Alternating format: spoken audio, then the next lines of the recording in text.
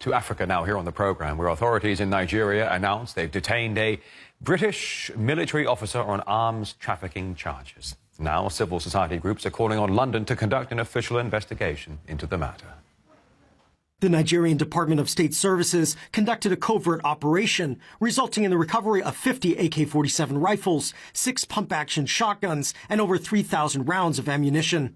The operation also led to the arrest of a British Army officer, Major Micah Polo, who is alleged to be highly connected with a first-class traditional ruler in Delta State, Nigeria, who is alleged to have procured these weapons for the purpose of instigating unrest in Warri, Delta State.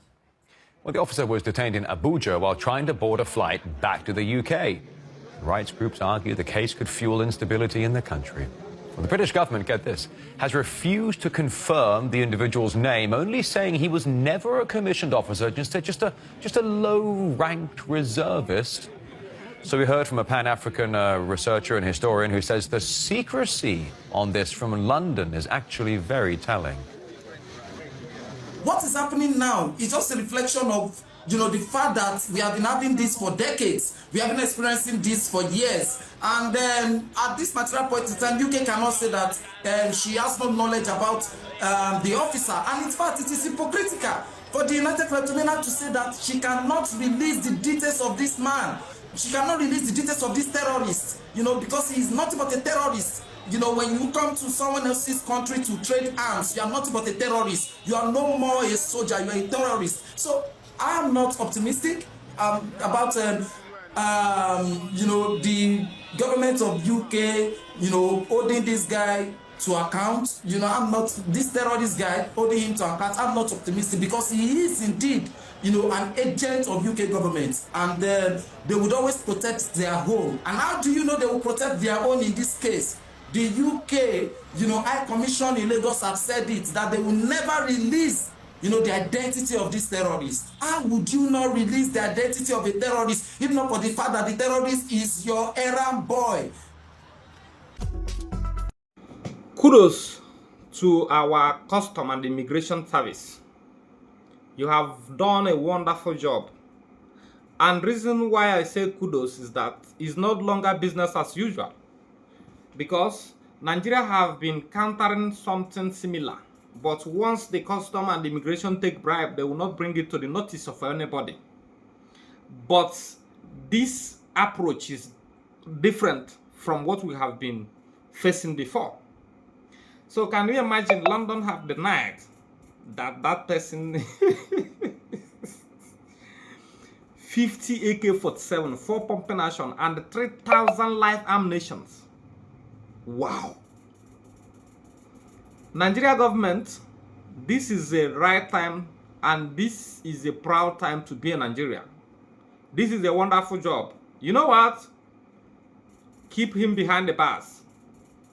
Torture him so that he can mention the names of those who are involved. I believe that some high-profile individuals of Nigeria government are involved in this act. And anybody found guilty, take that person straight to Kirikiri so that he will face the consequences. I believe that there is high-profile individuals in Nigeria who is involved.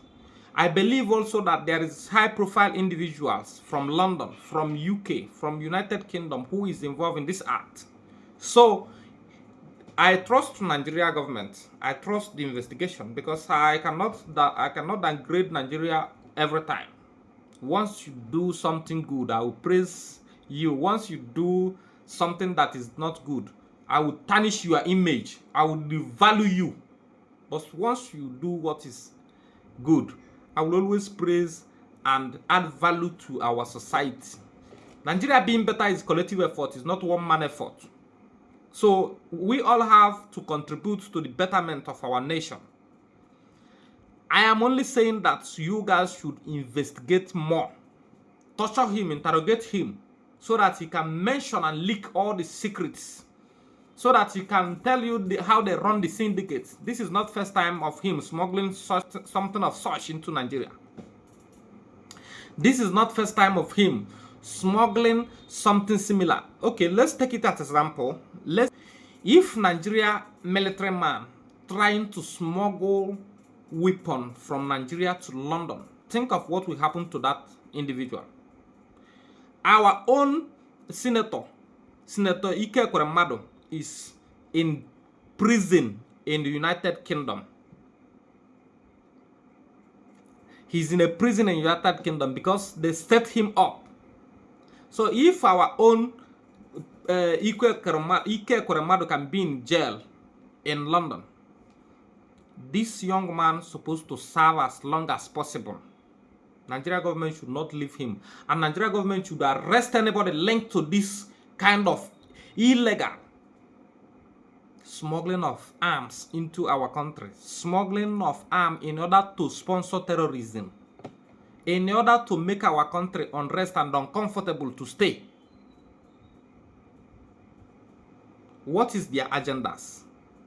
Their agendas is to make us fighting to each other every day, to kill another, to kill one another, not to love one another. That is the agenda. It's very simple. It's very simple tactics. Cause problem and steal. And when they are fighting, you can easily operate without any destruction. That's what it means.